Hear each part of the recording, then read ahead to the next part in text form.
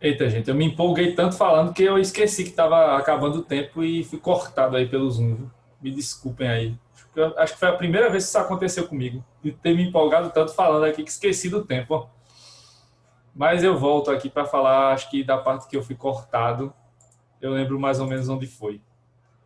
Eu estava falando daqui das observações, né? E mostrando que essa interpretação deve ser feita de maneira extensiva, né, das causas de suspensão ou de obstaculização. E estava falando desse primeiro caso aqui, né, do inciso primeiro, que eu, né, voltei aí, estava mostrando que a reclamação feita pelo consumidor ao fornecedor. Então, no momento em que o consumidor reclama, né, desse vício, então o prazo de decadência já vai ser suspenso, né? E nesse caso aí do inciso primeiro, a reclamação ela não precisa ser feita necessariamente por escrito. Esse é o primeiro ponto, né? Pode ser uma reclamação feita de maneira oral, mas, né, como advogado, sempre é bom lembrar, né, que o consumidor, se tem a opção de fazer isso por escrito, é melhor. Hoje, né, se pode mandar um e-mail, se pode mandar uma mensagem pelo WhatsApp, né? Então faça, né? E aí tira o print da tela ou salva o e-mail, né? Para poder ter a prova que você já fez a reclamação ao fornecedor, certo? Então, a reclamação não precisa ser necessariamente por escrito, mas nesses tempos em que, né, pouca gente mantém a palavra, então é melhor garantir que seja por escrito, né? Não é obrigatório, mas é recomendável que seja, tá? Agora, outro ponto aqui, né? Nem precisa ser feita única e exclusivamente ao sócio ou dono da empresa. É muito difícil de você saber quem é o dono da empresa, né? Se é uma loja de bairro, se é uma loja menor, uma pequena empresa, tudo bem, você vai ter contato direto com o dono, com o sócio, né? Ou um dos sócios. Mas se é um grande magazine, né? Se é uma grande empresa, se é uma multinacional, como é que você vai ter contato com o dono, né? Ou com o sócio, né? Então você compra uma coisa lá da Amazon, vai ter contato com o Jeff Bezos? Não, não vai, né? Então você vai comprar algo do Magazine Luiza, vai ter contato lá com a Luiza Trajano? Não vai, né? Então, pode ser uma pessoa aqui que seja a encarregada disso na loja, especificamente. Pode ser o gerente geral. Se é um gerente específico daquele setor, pode ser aquele gerente que receba a reclamação, ou você já vai direto ao vendedor que lhe vendeu o produto e faz a reclamação, né? Isso vale, claro, tanto para compras presenciais quanto virtuais, né? Inclusive, nas compras virtuais tem outros setores, né, que também atendem setores específicos para reclamações, tem o setor da ouvidoria, enfim, tem vários setores aí que podem também receber essa reclamação. Sendo virtual, então necessariamente vai ser por meio de reclamação por escrito, né, que você já vai ter que digitar, vai ter que mandar alguma mensagem ou coisa do tipo. Na presencial aqui, algumas vezes pode ser não virtual, mas oral, né? Mas como eu disse e repito, vale a dica aqui do advogado, né? De que se puder fazer por escrito, faça, que é uma prova a mais que você vai ter para colocar lá no processo, né? Caso isso tenha que ser judicializado. Como vocês perceberam, né? Fica bem claro aí, fica bem clara a intenção de que a interpretação seja mesmo extensiva, né? Para dar mais margem para o consumidor, né, garantir o seu direito, certo? Essa é a intenção. Já no caso do inciso terceiro, aí deixa eu voltar aqui para a gente ver de novo o inciso terceiro. O terceiro diz a instauração de inquérito civil até o seu encerramento. Vocês já sabem, né, que inquérito civil é uma atribuição do Ministério Público, né? Certamente já devem ter visto isso. Se não viram, vão ver em direitos difusos, né? Eu acho que é isso, direitos difusos e coletivos. Ou então já viram em processo civil. Bom, no inciso primeiro, a reclamação não precisa... Oh, perdão. No inciso terceiro. No inciso terceiro, mesmo antes da instauração do inquérito civil pelo Ministério Público, há o entendimento de que o prazo já deve ser obstado, visto que o MP levará tempo para proceder aos atos preparatórios do inquérito. Isto poderia ser prejudicial ao consumidor se não fosse considerado como atos que levassem à suspensão do prazo. Então, a ideia aqui é, a partir do momento em que o Ministério Público toma ciência, a partir do momento em que ele sabe da ocorrência daquele vício, então já deve haver a suspensão do prazo, já deve haver a obstaculização do prazo. Então, não é necessariamente no momento em que houver a instauração do inquérito civil, porque há um tempo aqui, né? Há uma dilatação de tempo do momento em que o Ministério Público toma conhecimento daquela denúncia, daquela notificação, para o momento em que ele vai realmente instaurar o inquérito, porque existe uma série de atos preparatórios, existem, né, vários atos preparatórios que vão ser feitos aí entre a notificação feita pelo consumidor ou uma entidade, né, que a gente vai ver que entidades também podem fazer, entidades de defesa do consumidor, podem fazer esse pedido, essa notificação, e aí da notificação para a instauração do inquérito, pode haver uma dilatação de tempo, né, a decorrência de um prazo que seja maior do que aquele lá da garantia legal, mais de 30 dias para bens não duráveis, mais de 90 dias para bens duráveis. Então, isso seria prejudicial ao consumidor se fosse levado ao pé da letra, né? Só pode haver suspensão ou obstaculização quando o inquérito foi instaurado. Não. Desde o momento, a ideia da doutrina majoritária é essa. Desde o momento em que o Ministério Público for notificado, desde o momento em que ele tomar ciência dessa situação, já começa a haver a suspensão do prazo, já começa a haver a obstaculização do prazo.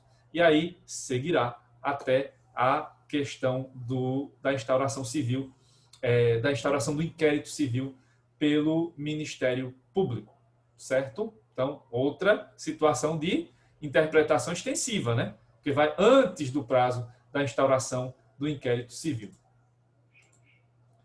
E mais extensiva ainda é interpretar um inciso que sequer existe, né? Porque o inciso 2 foi vetado, né, pelo presidente Collor, sem razões aparentes, né? Sem razões profundas, né? Técnicas aparentes. Então, o que aconteceu aqui nesse caso do inciso 2? Mesmo com o veto do inciso 2, a doutrina majoritária entende que reclamação feita em nome do consumidor pelo PROCON ou outras entidades públicas ou privadas de defesa do consumidor, tais como o IDEC, né, que é o Instituto de Defesa do Consumidor, a Proteste, o Reclame Aqui, né, que é muito famoso, um site muito famoso, também podem suspender o prazo de decadência. Era isso que previa o inciso 2, que houvesse reclamação em nome do consumidor feita por entidades representativas. E foi vetado, né? Depois se viu como é importante a atuação do PROCON, né, nos estados, e como é importante em todo o Brasil a atuação desses sites ou dessas instituições, né, públicas ou privadas, né, que são o caso aqui, que também servem para defender o consumidor, como o IDEC, Proteste, Reclame Aqui. Depois, mais recentemente, surgiu a plataforma consumidor.gov, né, que é uma plataforma federal também, que é tipo Reclame Aqui, só que do governo. Então, tudo isso é válido, né? E a reclamação pode ser feita por lá. E sendo feita por lá, vai haver aí a suspensão do prazo, né? A suspensão do prazo para a decadência. Então, nestes casos, a interpretação leva em consideração a ideia de quem pode o mais, de que quem pode o mais, pode o menos. Por que isso? Vejam só. Os artigos 81 e 82 do CDC, além do artigo 5º da Lei 7347 de 85, que é a Lei da Ação Civil Pública, permitem que entidades privadas possam propor ações judiciais em defesa dos direitos difusos, coletivos e individuais homogêneos. E aí, eles podem mais, podem ajuizar ações em nome do povo, né? Em nome de, né, pessoas que estão ali exercendo direitos difusos, coletivos ou individuais homogêneos. Ora, se eles podem propor ações judiciais, por que eles não podem fazer reclamações extrajudiciais em nome do consumidor? Essa é a ideia do quem pode o mais, pode o menos. Se eles podem ajuizar ações, então, consequentemente, poderão fazer as reclamações perante os fornecedores. Então, é isso. Se podem propor ações judiciais, também podem fazer reclamações extrajudiciais, certo? Então, a ideia é essa aqui da participação dessas entidades. É cabível? É. Segundo a doutrina, por isso, né? Se eles podem ajuizar ações judiciais, né? Então eles podem também ajudar o consumidor nessa ponte, né? Fazendo a ponte entre o fornecedor e o consumidor, fazendo a reclamação prevista lá no inciso 1º e também podendo fazer a notificação ao Ministério Público, né, para instauração de inquérito civil. Certo? Então, são essas as circunstâncias. Deixa eu só voltar aqui, porque eu acho que eu esqueci de falar uma coisa sobre até onde vai o prazo, né? Aqui, ó. nesse inciso primeiro, essa suspensão ela não é eterna, né? Fez a reclamação, suspendeu para sempre. Não, tem a questão aqui, ó, até a resposta negativa correspondente, que deve ser transmitida de forma inequívoca. Então, o passo a passo dessa reclamação descobriu-se o vício, foi aparente, foi oculto. Então, o consumidor sozinho ou representado, né, pelo PROCON, pelo IDEC, Proteste, Reclame Aqui, consumidor.gov, faz a reclamação ao fornecedor, né?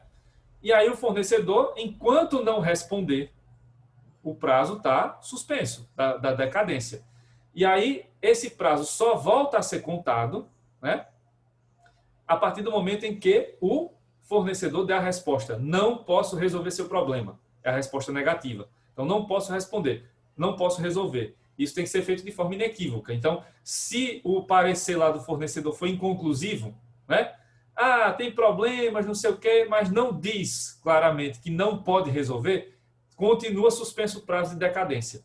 Então, tem que ser uma resposta inequívoca, do tipo, bem claro, objetivo: não posso resolver seu problema. Aí volta a contar o prazo, né? E aí, claro, o consumidor vai tomar as medidas cabíveis, podendo, de maneira extrajudicial, optar por uma daquelas situações, né? Trocar o produto por outro, ou por outro igual, ou por outro semelhante, pedir o dinheiro de volta com correção monetária e tal. Então, opções ali possíveis, né? Ou então vai ter que judicializar, né? Diante da negativa total e completa do fornecedor, certo? Então, o prazo de suspensão ele vai até essa resposta negativa. Depois que ela for dada de maneira inequívoca, aí volta a contar o prazo. E como é suspensão, ele conta de onde parou.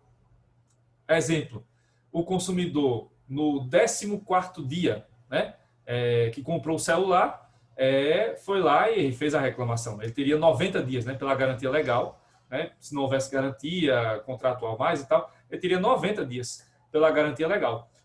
E aí ele foi no 14º dia do prazo da garantia legal. Então, sobraram aí, né, 76 dias ainda. Então, o prazo volta a ser contado a partir do 15º dia, quando o fornecedor der a resposta negativa: não posso resolver seu problema. Aí volta a contar o prazo de onde parou. Não volta do zero, porque se voltasse do zero era interrupção. Não tem interrupção da decadência, é só suspensão. E no inciso terceiro, aí vem a instauração do inquérito até o seu encerramento. Então, o prazo de decadência aqui só volta a ser contado a partir do momento em que se encerrar o inquérito civil, né?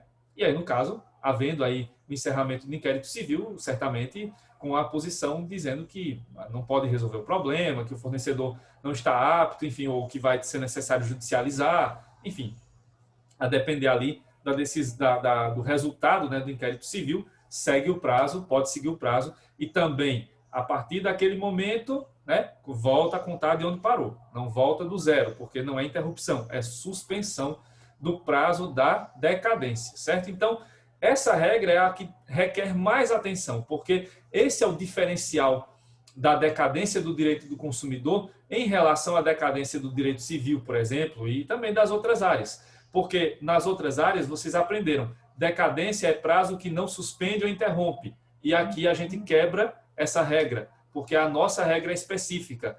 Aqui, no direito do consumidor, decadência é prazo que pode ser suspenso. Decadência é prazo que pode ser obstaculizado. Não pode ser interrompido, mas pode ser suspenso. Não pode ser interrompido, mas pode ser obstaculizado. Certo, gente? Deu para entender essa parte aí? Deu para entender a questão do fenômeno da decadência?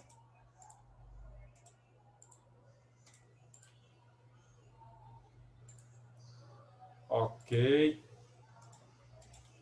Muito bem. Então, passando agora da decadência para a prescrição.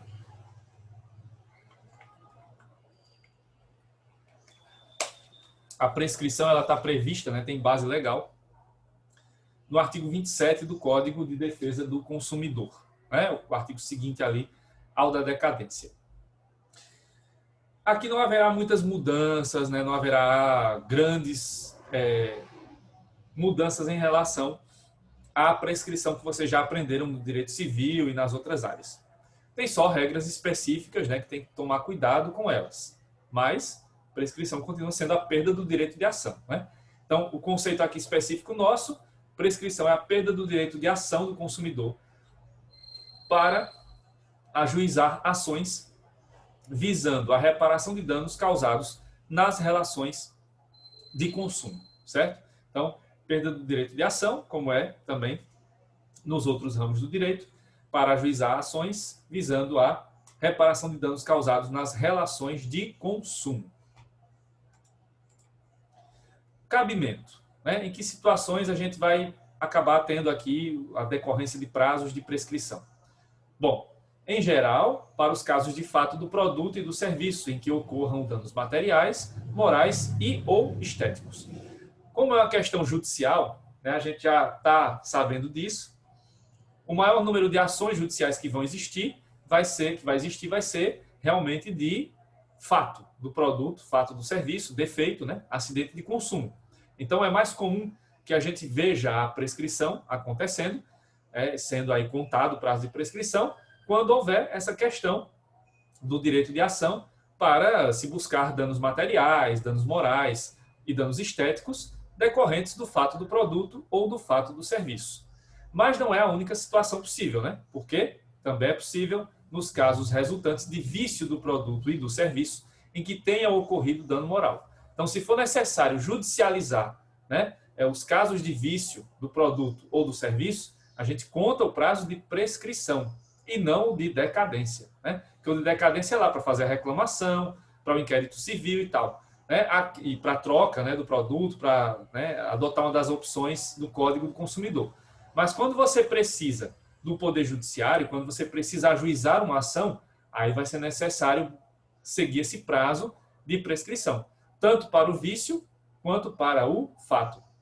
E por que eu coloco aqui vício, que tenha dano moral? Porque geralmente as ações que envolvem vício, quando elas vão, né, quando ocorrem ações judiciais de vício, é porque houve, além do dano material, o dano moral. Então vai ter lá o dano material, claro, lógico, mas também vai ter a questão do dano moral. Mas geralmente quando tem questão de danos materiais, geralmente há a resolução extrajudicial lá usando as opções do CDC. Mas se for o caso também se usa o dano, a ação judicial para o dano material, mas geralmente aí vai haver o dano moral, porque a negativa do fornecedor pode ter gerado, sim, dano moral, constrangimentos, né, que vão além do mero aborrecimento e que vão levar a danos morais. Então, além do dano moral, claro, vai ter também o dano material. Dano estético é que não aparece, porque geralmente no vício não vai se atingir a pessoa, né, do ponto de vista estético, porque isso já é um caso mais grave, é caso de fato, certo?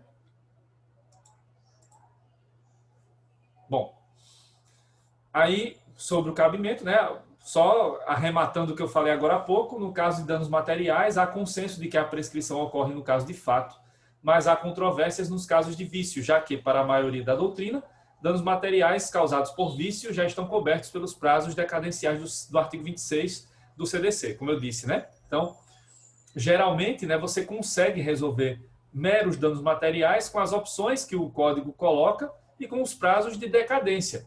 Mas se for preciso, né, ir mais além, isso vai poder sim ser judicializado, sem maiores problemas. E quando é preciso ir mais além, geralmente vai aparecer aí o dano moral, porque nessa conduta negativa do fornecedor pode ter havido sim algum constrangimento que leve a algo que seja mais do que um mero aborrecimento. E aí gera o dano moral. Nestes casos, então, né, a prescrição atinge a pretensão, a exigibilidade do direito e não o direito em si, né? Então, o direito não vai ser perdido, né? O que vai poder aí ser prescrito é a questão só de se exigir o direito, mas o direito continua existindo, certo? A base legal é essa do artigo 27, né, que prevê um prazo único de prescrição. Aqui não há distinção, como vamos ver aí na leitura, não há distinção entre bens duráveis ou não duráveis, como acontece na decadência, certo? Então, na leitura do artigo 27, nós vamos encontrar o seguinte: prescreve em 5 anos a pretensão à reparação pelos danos causados por fato do produto ou do serviço previsto na seção 2 deste capítulo, iniciando-se a contagem do prazo a partir do conhecimento do dano e de sua autoria. Então, o prazo de prescrição, regra geral, é de 5 anos. Né? E aí vai se contar o prazo, certo? A partir do momento em que se conhece o dano e a sua autoria. Vamos dissecar um pouco mais agora na sequência, né? Essas regrinhas que aparecem aí. Mas só é essa, né? só tem o artigo 27 que não tem incisos, né? O que tinha de parágrafo foi vetado, então é só o caput mesmo, que é a nossa regra, né? E o que virá aí como outras regras ou casos excepcionais vai sendo determinado pelos tribunais, principalmente o caso do STJ. Então, sobre a contagem do prazo, né? O prazo começa a ser contado a partir do momento do conhecimento do dano e de sua autoria. E aí, vejam, tem um conectivo aí, né, que é determinante. E é conhecimento do dano e sua autoria. Não está usando ou, né? Se usasse ou, era uma coisa ou outra. Usando o conectivo e ou é, né? A palavrinha é, a letra é. Então, nós temos uma situação de soma, né? São duas circunstâncias que devem aparecer juntas para que se configure o início do prazo de prescrição. Então, pelo conectivo e ou é, o procedimento, ou né, para o pessoal lá do sul, e, né, a gente usa é mesmo. Então, pelo conectivo é, o prazo só começa a correr a partir do momento da convergência dos dois elementos mencionados pela lei. Então, para que o prazo de prescrição, os 5 anos, comecem a ser contados, regra geral, é preciso que o consumidor já tenha conhecimento do dano e também saiba quem foi que causou o dano, né? Então, é aí que mora, né, a raiz do problema, né? É aí que começa a contagem do prazo, a partir do momento que o consumidor tomar conhecimento do dano e do momento em que houver a confirmação da sua autoria. Por que isso? Porque, como eu disse aqui, esse prazo não leva em consideração, não distingue vício ou, né, situações de aparecimento de um defeito oculto ou de um defeito aparente. Se o defeito é oculto, só aparece muito tempo depois, né?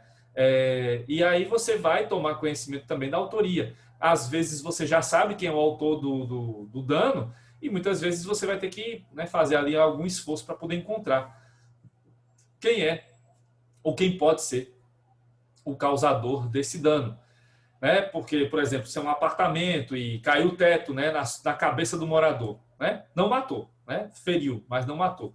Nesse caso, tem a construtora, tem a incorporadora, tem a imobiliária, né? Tem a empresa que faz a gestão do condomínio depois, né, que foi entregue o prédio, né? Tem a empresa que faz a manutenção dos apartamentos. Tem um monte de empresas. E aí é preciso saber qual, né, onde foi que apareceu o defeito, onde foi que apareceu o problema, quem causou, né? E aí, então, é necessário tomar esse conhecimento. A partir daí, então, é que começa a contar o prazo de 5 anos, certo? Da prescrição. Só a partir do momento em que se sabe do dano, se tem conhecimento dele e se sabe quem causou o dano. Pelo menos se tem uma ideia, né, de qual dos entes da cadeia produtiva causou o dano, certo? Aí vamos a algumas observações importantes, né, sobre essa questão do prazo.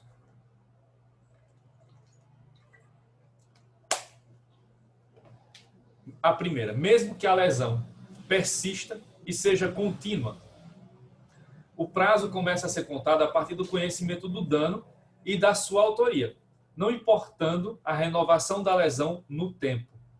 Essa é a posição do STJ, por exemplo, nos casos de danos morais e estéticos contra fabricante de cigarros.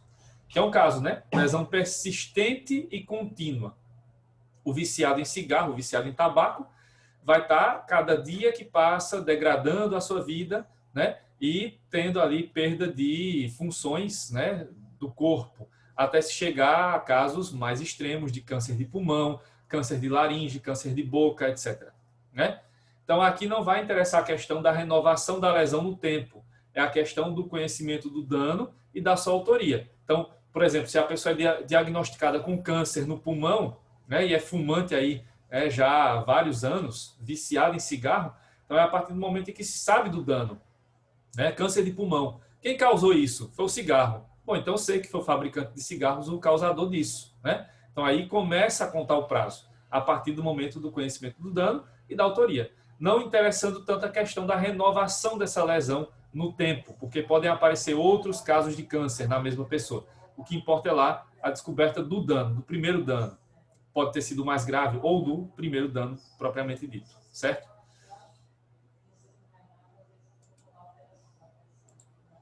Na segunda observação, nos casos de prescrição, não é condição prévia a reclamação feita pelo consumidor ao fornecedor.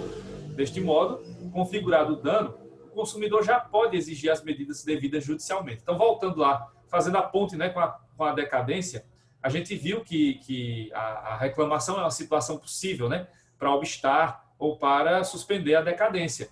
Mas ela não é condição prévia para a prescrição. Então, você não precisa reclamar para o fornecedor, ficar esperando a resposta dele, para ver se troca o produto, não sei o quê, para depois da resposta negativa entrar com a ação. Não, você pode entrar direto já com a ação de prescrição, ou melhor, com a ação de prescrição, perdão, com a ação visando a reparação dos danos morais e danos materiais, né? E aí começa a contar o prazo de prescrição, não o da decadência. Então não é a condição, não há condição prévia aqui, né? Disso. Inclusive, o fato de ter tido decadência lá não vai interferir na prescrição, são coisas diferentes. Porque aqui o que vale é essa questão: conhecimento do dano e sua autoria. A partir do momento que você tem conhecimento do dano e sabe quem causou o dano, começa a contar o prazo de prescrição, independente de ter lá as hipóteses da decadência. Por isso que a reclamação não é condição prévia para que ocorra o início da contagem do prazo da prescrição. São coisas diferentes, certo? Aí vamos ver outras regras, né, derivadas do artigo 27. Porque o artigo 27 prevê lá os 5 anos, contados a partir do conhecimento do dano e da sua autoria. Mas aí fica a pergunta: o prazo de 5 anos, da maneira que está no artigo 27, é uma regra absoluta? Não é. Por quê? Porque existem outras regras específicas que foram sendo criadas, né, ou foram sendo determinadas por meio de decisões judiciais, principalmente no caso do STJ. Não quer dizer que isso é obrigatório, né, já que não tem repercussão geral, mas são indicativos aí do que tribunais estaduais também têm julgado em casos semelhantes, certo? Então, o STJ já decidiu de forma reiterada que existem situações específicas em que o prazo prescricional pode variar, quase sempre para prazos menores. Mas, veja, quase sempre, mas nem sempre. Pode haver situações em que varia para prazos maiores, certo? Então, pode haver prazos menores e prazos maiores. Depende aqui da regra. Vou mostrar a vocês as situações principais, né, que o STJ já julgou e que já deu decisões diferentes, um pouco diferentes daquelas que estão na regra geral do artigo 27. Então, o primeiro caso. O primeiro caso envolve pagamento de indenização por seguradora de automóvel e planos de saúde e seguro de vida em grupo, tá? Então, esse é o caso. São seguros de carro, né, de automóveis, e planos de saúde e seguro de vida, todos eles em grupo, não é individual, são planos em grupo, certo? Seguradora de automóvel não é tão comum você encontrar, né? Ainda não é tão comum encontrar seguros em grupo, apesar de que eles são mais baratos e tal, né? Mas não é muito comum. Mas é mais comum você encontrar planos de saúde e seguro de vida, né? Mais ainda planos de saúde, porque tem sido mais barato, né, que grupos de trabalhadores, né, grupos de profissionais tenham um plano só, e aí isso fique associado, e aí seria mais barato, né, para que as pessoas pudessem pagar o plano. Então, nesses casos de planos em grupo, né, plano de saúde, seguro de vida, seguradora de automóvel, e é necessário pagar alguma indenização, nesse caso específico, quando se deseja reaver parcelas pagas indevidamente, o prazo de prescrição é de 1 ano, não de 5 anos, é de 1 ano, certo? Já que se entende que são casos de mero inadimplemento contratual e não de fato do serviço, incidindo nestes casos o Código de 2002, o Código Civil, e não o CDC, né? Este prazo também é aplicado no caso da súmula 101 do STJ, que a gente vê na sequência. Então, nesse primeiro caso aí, quando você tem planos em grupo, né? Plano de saúde, seguro de vida, seguro de automóvel, todos em grupo. O prazo, então, aqui é de 1 ano de prescrição para que se possa reaver judicialmente parcelas pagas indevidamente.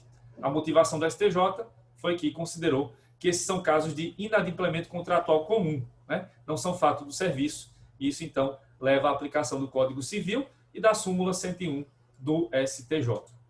O que determina a súmula 101 do STJ?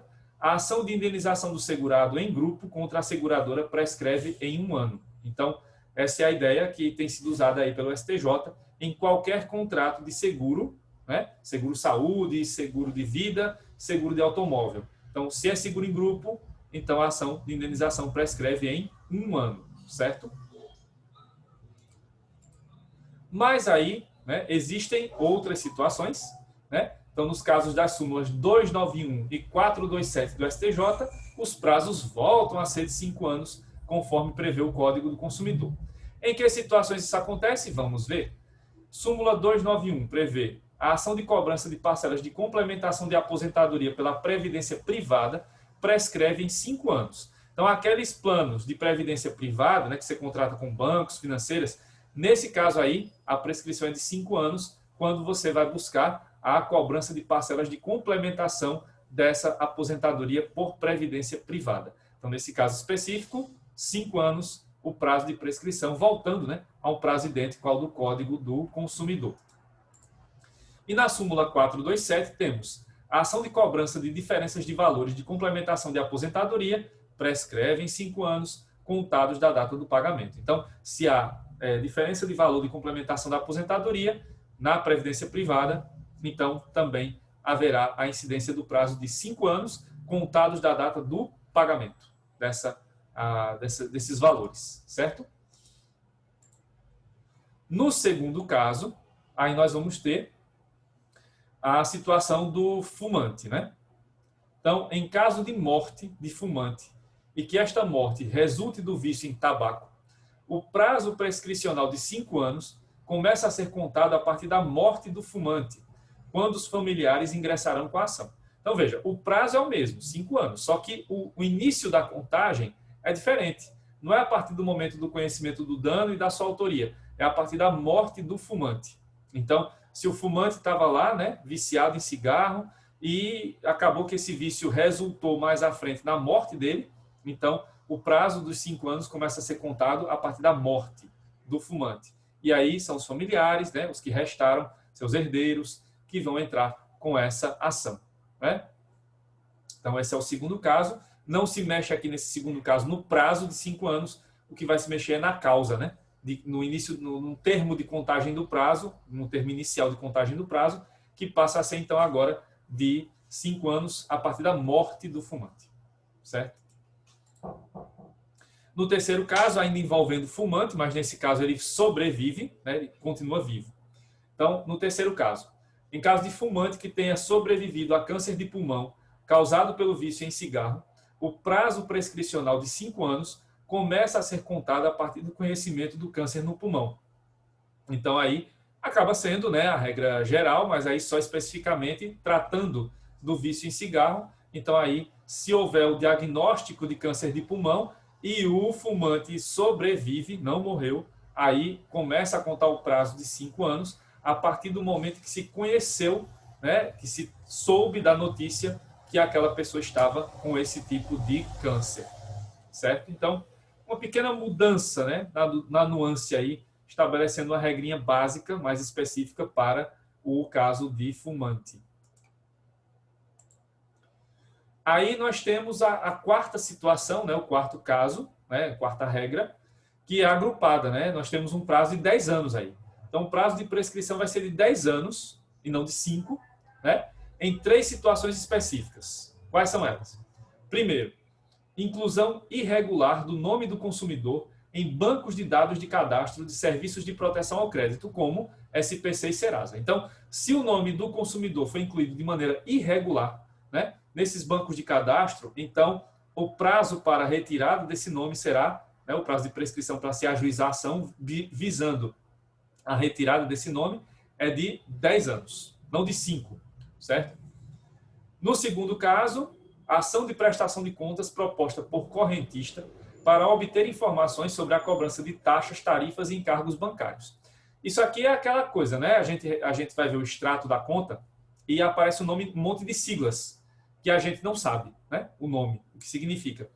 E muitas vezes você está perdendo dinheiro, né? São retiradas de dinheiro, né? São débitos que você está pagando.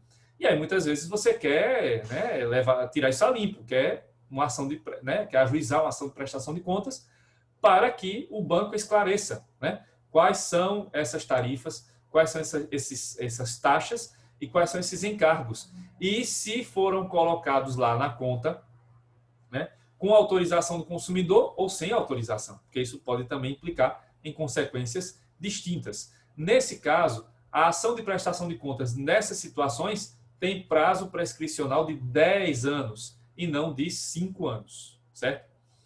E o terceiro caso é a revisão de cláusula abusiva em contrato de plano de saúde e de cobrança indevida de tarifa de água e esgoto sujeita à ação de repetição de indébito.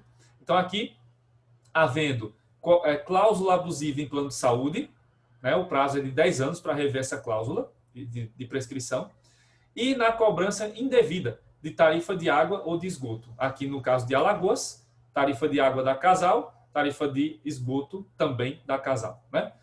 Então, na cobrança indevida de água e esgoto, sujeita à ação de repetição de indébito.